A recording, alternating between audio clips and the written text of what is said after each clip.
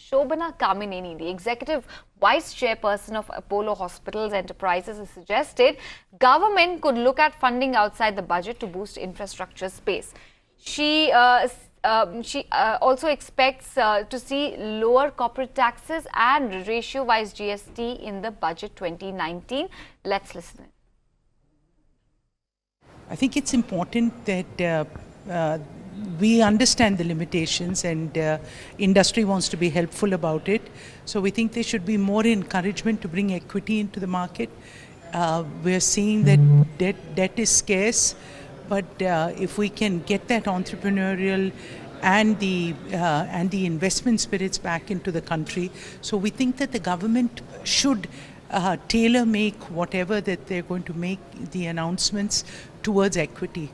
That is the key to bring it in, because they're industrialists that have to increase capacity, they are entrepreneurs that have to start new ventures, and we have to make all this, start up so that we can improve exports, manufacturing. Would you also say that the cost of capital is pretty high in the country, and that is something that needs to be addressed ASAP? We've always said that, but we're looking at, the government. What's happening is that not really the government, but RBI has been very measured in bringing it down.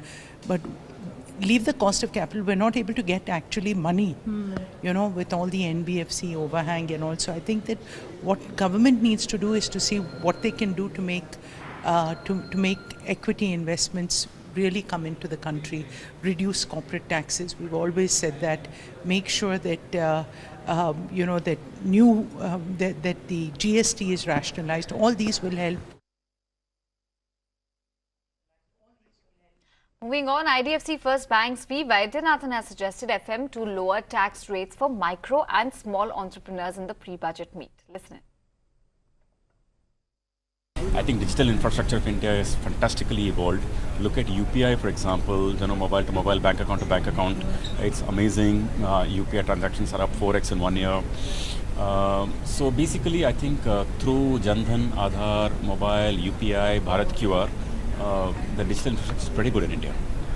Banks have a database, so have the NBFCs. But right now, how do you plan to tap the new customers, given digital footprint still remains an issue across the country? I think the way finance companies like the ones we're seeing here today, I think many of them are actually accessing customers who are not even served by the traditional banking or the lending system. So I think that's really a good thing. And someone is financing college students, someone is financing maids, somebody is financing drivers. So there is an ecosystem being developed by all the digital lenders here actually.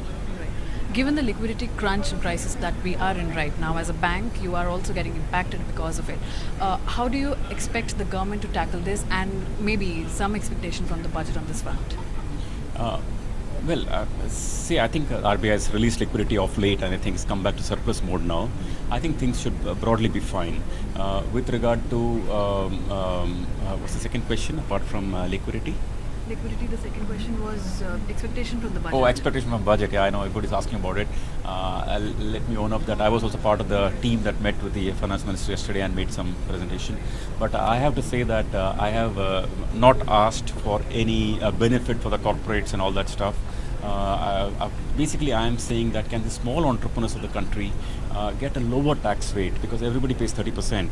Of course, it's 25% for companies below 250 crore turnover.